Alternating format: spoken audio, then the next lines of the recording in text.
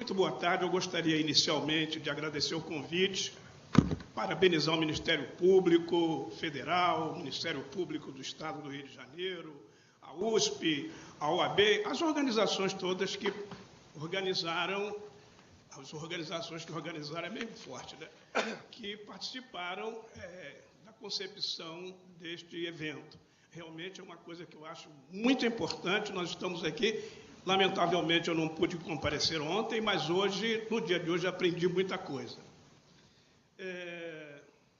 Diálogos públicos, Ministério Público, sociedade, polícia democrática e direito à segurança. Eu achei que já começamos bem com a proposição da temática geral. Eu gostaria de começar com um comentário sobre o título que me propuseram, né? Propuseram a todos. Dilemas sobre a desmilitarização do policiamento ostensivo. Aí a minha origem da Polícia Militar, e sabendo que o policiamento ostensivo no Brasil é atribuição da Polícia Militar, eu fiquei imaginando que os organizadores não quiseram colocar aqui dilemas sobre a desmilitarização da Polícia Militar, o que reduziria demais, não é, o tema. Quer dizer, poderia parecer que a militarização nesta área é o fato de a Polícia Militar ter status militar.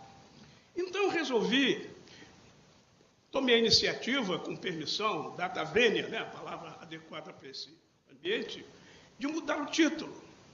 Eu mudei para Dilemas sobre a desmilitarização da segurança pública. Porque aí eu fico mais à vontade para falar, porque a Polícia Militar vai estar inserida nesse contexto, não vai ser apenas o único órgão a ser questionado a esse respeito.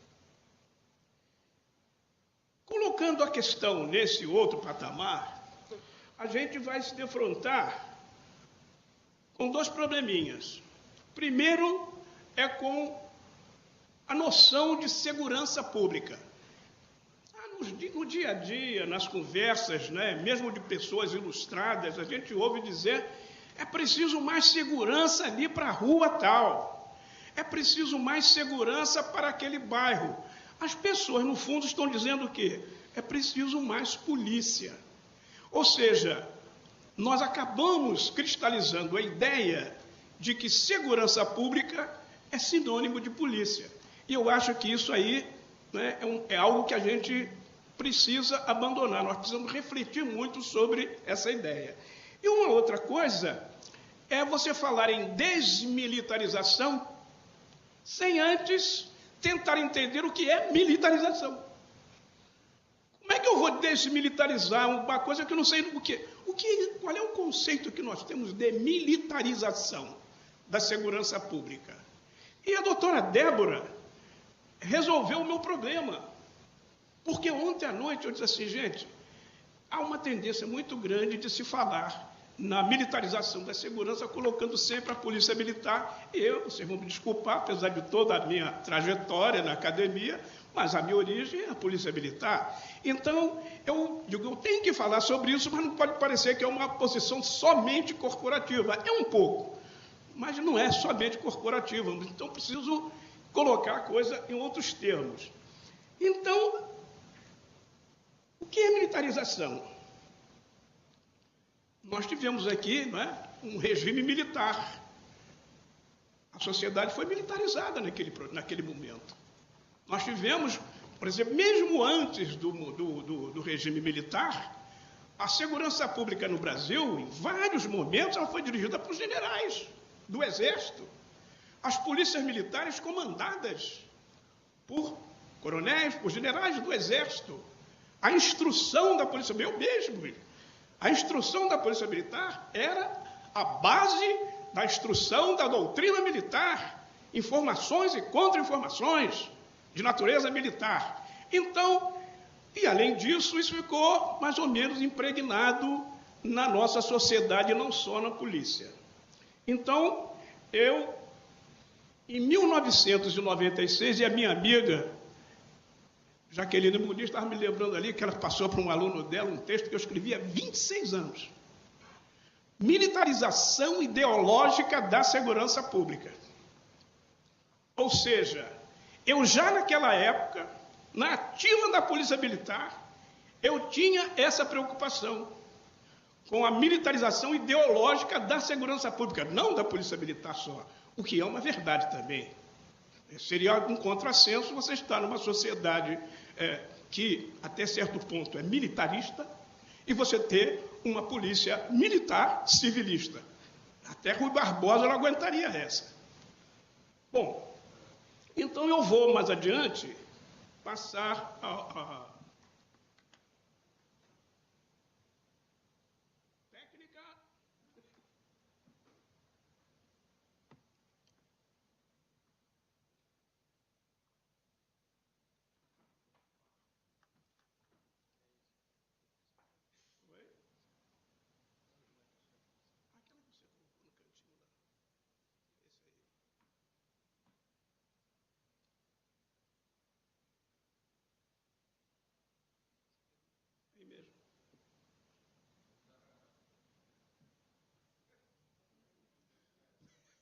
Sempre que me chamam para falar em qualquer lugar, eu coloco sempre esta figura em primeiro lugar e não falo nada sobre ela. Sem comentários. Bom, dilemas sobre a desmilitarização da segurança pública. Jorge da Silva e tal, está aqui a indicação de como eu posso ser encontrado. Durante toda a minha vida dentro da Polícia Militar, não só nas escolas da Polícia Militar, mas viajando muito, eu acho que vai ser muito difícil encontrar algum integrante da Polícia Militar que tenha viajado tanto pelo mundo, tenha conhecido tantas polícias, tenha estudado tantas polícias como eu estudei. Vai ser difícil encontrar. Então, eu aos poucos fui percebendo algo interessante, que na minha concepção, eu que, a vida militar, naquela época nós aprendíamos muita coisa a partir do Exército, a nossa visão é uma visão militar e jurídica. Depois eu fui fazer Direito, então eu tinha uma visão militar da segurança. Cerco, combate, inimigo, era essa a visão que eu tinha. E aí eu passo, no final da minha carreira, eu vou fazer Ciências Sociais e vou fazer Antropologia e Ciência Política logo com quem? Com Roberto da Mata. Fundiu minha cabeça. Tudo que eu falava, nem nada disso. Eu digo, meu Deus, por quê? Porque ele estava me mostrando uma outra visão. Quer dizer, uma abordagem sociopolítica dessa questão. Porque se nós que trabalhamos na área da polícia, no sistema de justiça criminal de uma maneira geral, não fizermos esse exercício de visualizar a segurança pública do ponto de vista sociopolítico, nós ficamos, às vezes, sem uma visão completa ou mais ampliada desse fenômeno. Bom, sobre o conceito de segurança pública, eu diria o seguinte, eu vou ler para ser mais rápido. A segurança pública é um bem difuso, indivisível e inespecificável. Ou seja, normalmente se fala que o Estado neoliberal ele precisa dar saúde, educação e segurança. Bom, saúde você pode especificar e dividir. Tantos leitos, tantos médicos, para tantas pessoas, para a população tal, tantas crianças, tantos idosos, é fácil de especificar, mesmo que você não consiga atingir. A educação também. São tantas crianças, tantos jovens, são necessárias tantas universidades, tantos professores, tanto isso, tantas escolas, E a segurança? A segurança é um bem difuso. Então, essa ideia que muita gente tem de que o governo é responsável pela segurança de cada pessoa, isso é o ideal. Mas é preciso compreender que não é assim. Então, a segurança pública, ela precisa ser definida, precisa ser conceituada a partir dessa ideia, a partir da ideia de que é um bem difuso. Bom, sendo necessário distinguir entre segurança como função essencial do Estado, da administração pública, e segurança como percepção coletiva, o que remete à sua dimensão subjetiva. O conceito de segurança, por conseguinte, engloba a dimensão subjetiva. Senão nós vamos ficar precisando mais segurança para cá, mais segurança para lá, sem perceber essa dimensão subjetiva. E isso é importante porque, seja nas discussões leigas ou informadas sobre a questão, seja na elaboração das políticas públicas, não é comum que a dimensão subjetiva seja levada em conta.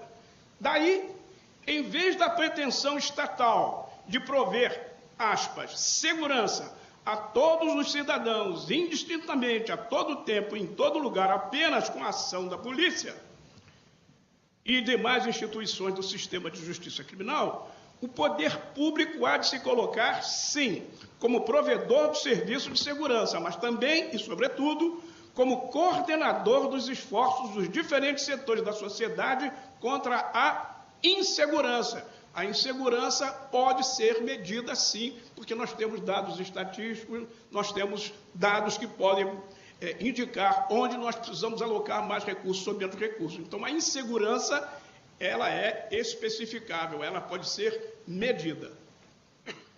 Bom,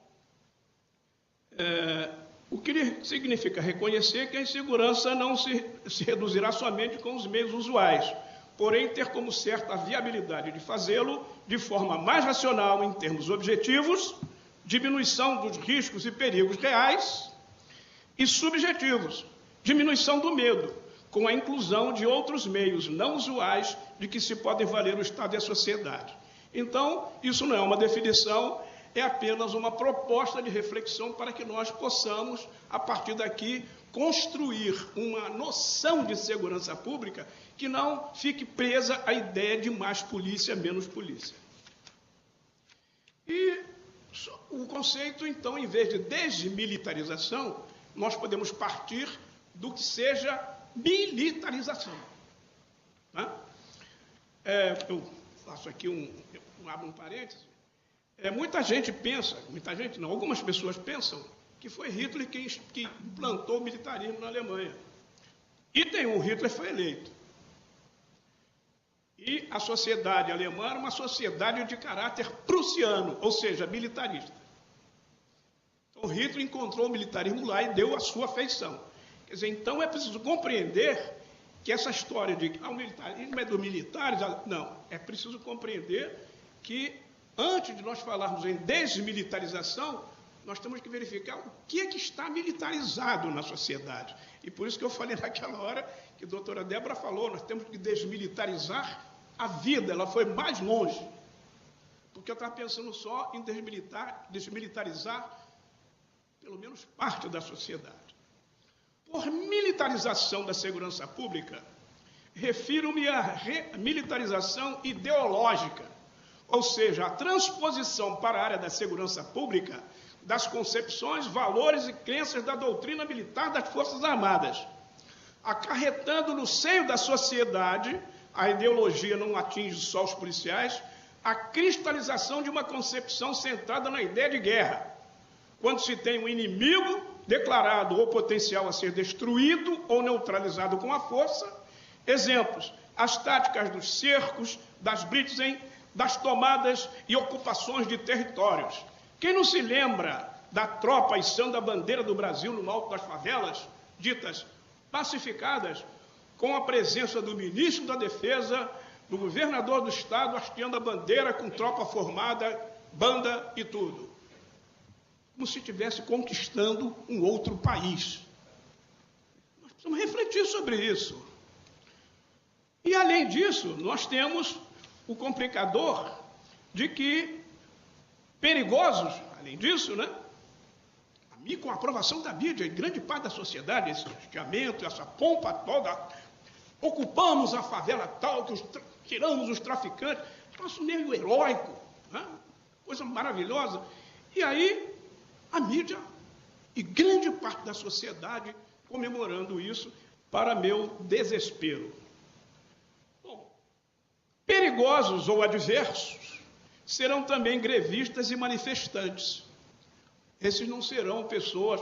Certa vez, eu estava em Colônia, na Alemanha, e naquela época eu não falava alemão, como hoje não falo.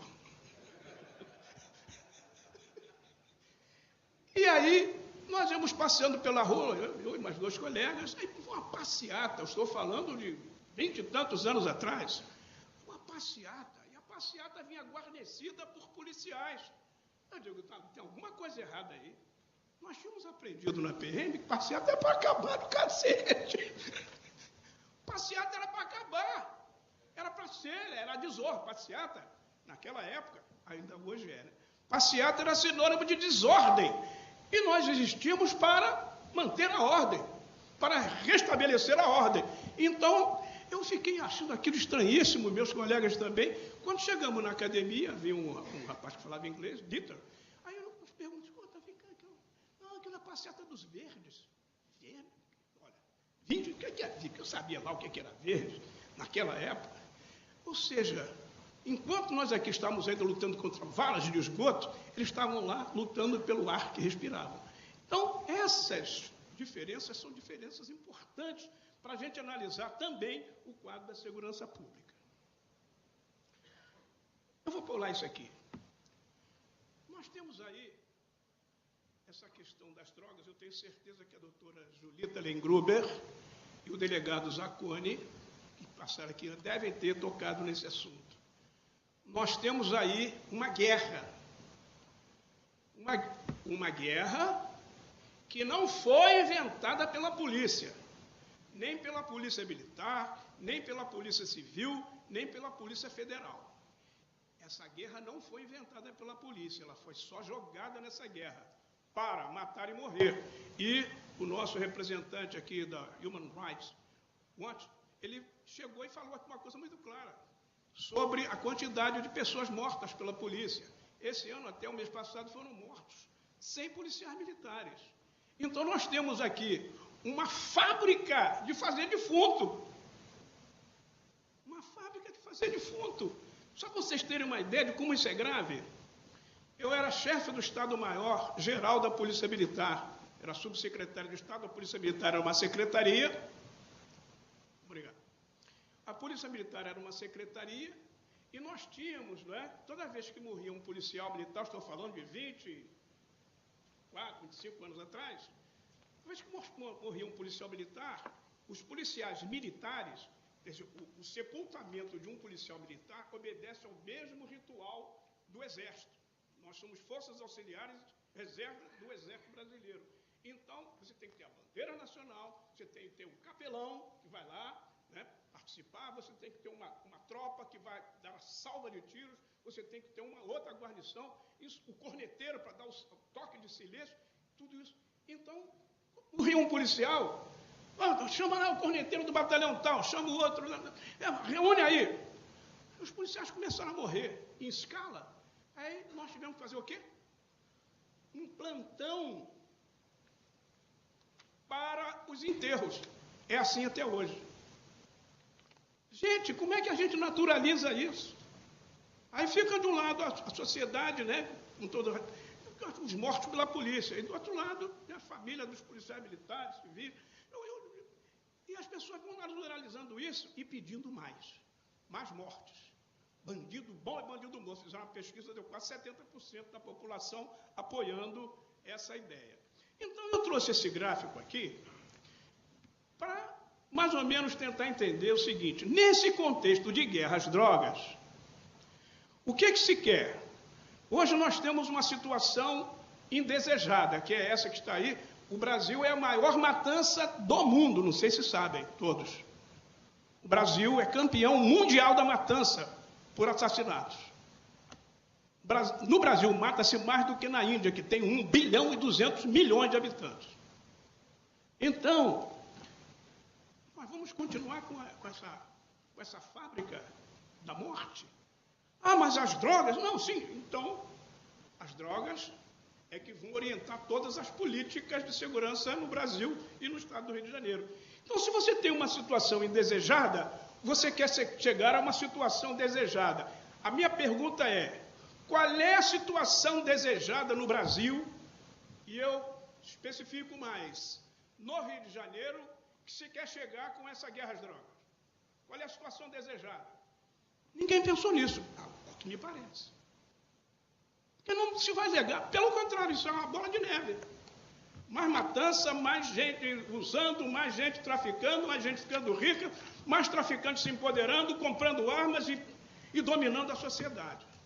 Então, a situação desejada ainda não foi mostrada. E aí nós temos meios capazes, meios incapazes e meios agravadores. Vou pular essa também, mas eu não posso pular essa aqui.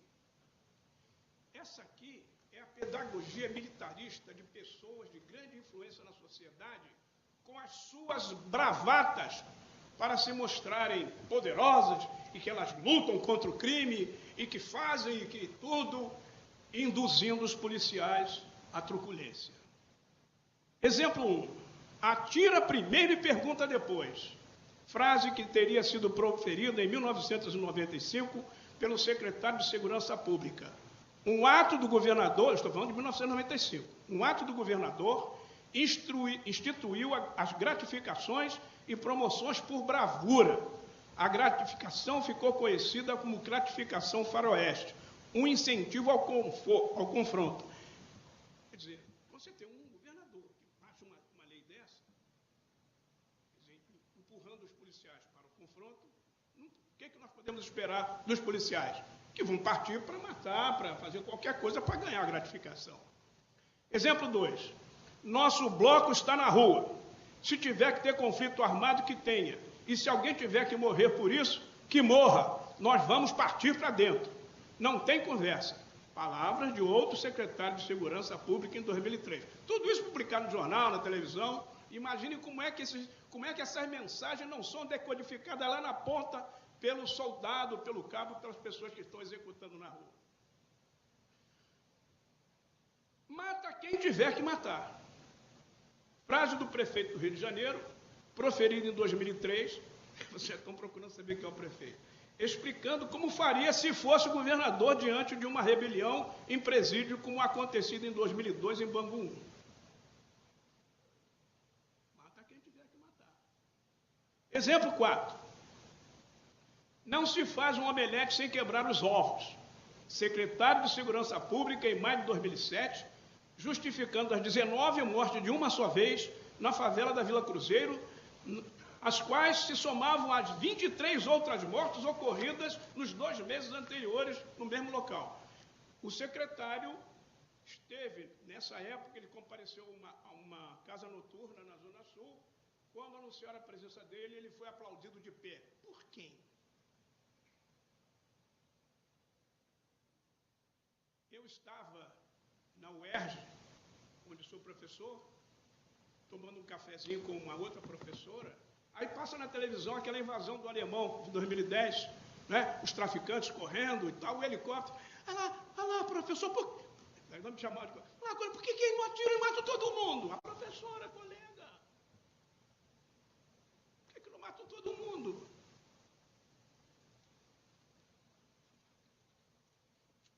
Exemplo 6.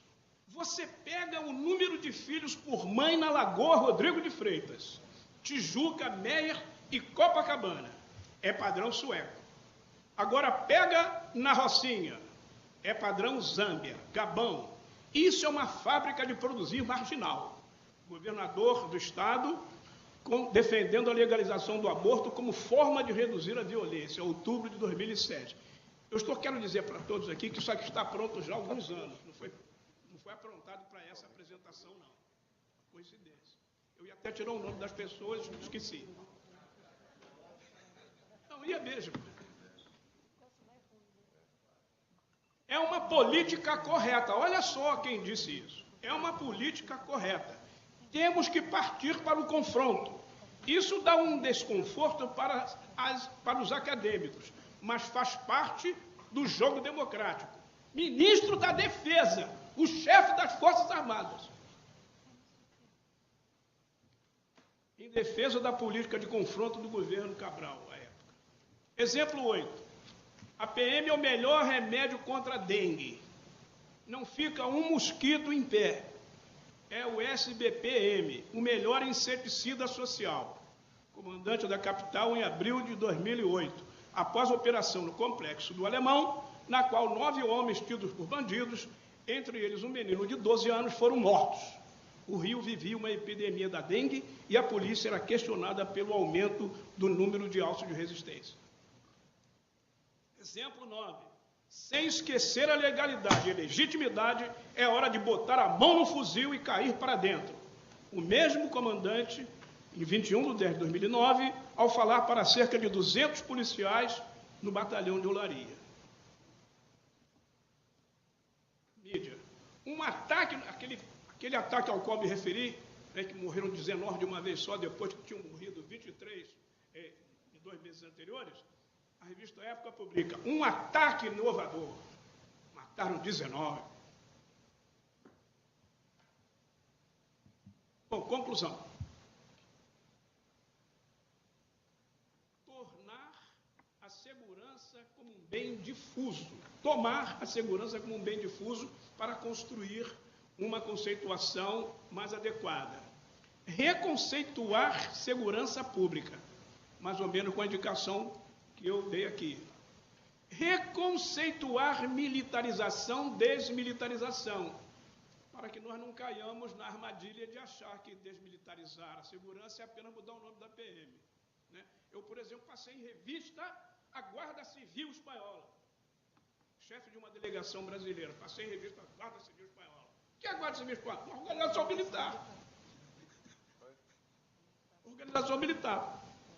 Indagar sobre o porquê do establishment brasileiro e do Rio de Janeiro ter colocado as drogas como prioridade das políticas de segurança pública. Alguém tem dúvida que as drogas sejam a prioridade das políticas de segurança pública? Por que as drogas são a prioridade? Eu, até hoje não consegui resposta para isso. E, para terminar, vou fazer uma perguntinha só. Ah, peguei. Vou fazer uma pergunta e vou terminar. Quem lucra com a manutenção da chamada guerra às drogas? Obrigado.